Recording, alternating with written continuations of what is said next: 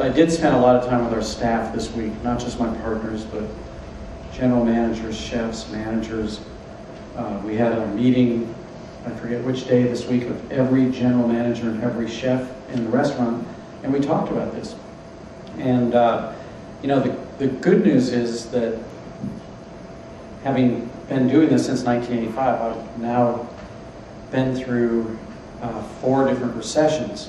None of them has been the same, 87, 91, 2001, and now, whatever this thing is.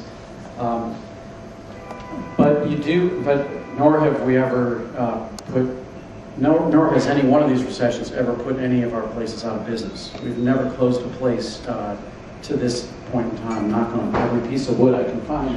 I have bruised knuckles after this week. And the message that I've learned and the message that I've conveyed is that you never really know what the beginning, middle, and end is going to look like or when it's going to happen. But New York is a brilliant place that has survived and thrived and evolved through so many different things. Sometimes it's financial, sometimes it's fires, sometimes it's terrorism.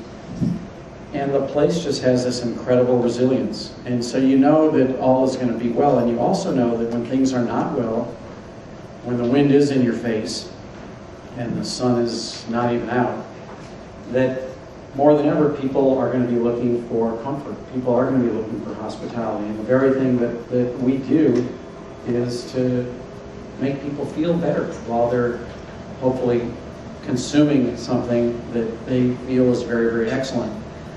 And that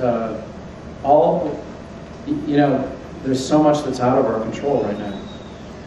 I don't have a crystal ball. I have no idea.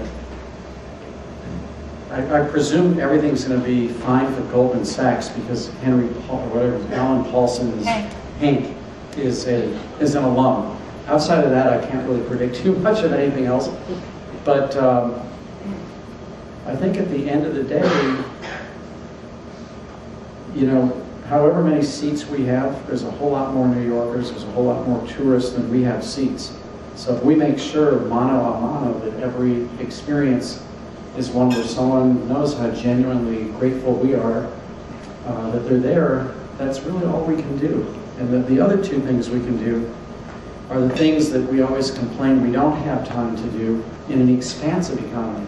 So when the economy is really strong, the biggest complaint I have as a leader is that we're not recruiting enough Generation Next talent, because you can't, because we're competing with Starbucks that's expanding and Barnes & Noble that's expanding, not just restaurants. And so in this kind of economy, this is the time to really double down and go look for the strongest talent. And the other thing that we can do now that our managers say they sometimes don't have as much time to do when they're, you know, doing record numbers of covers every single night is spend more time with our staff training and spend more time with our guests thanking them and writing notes.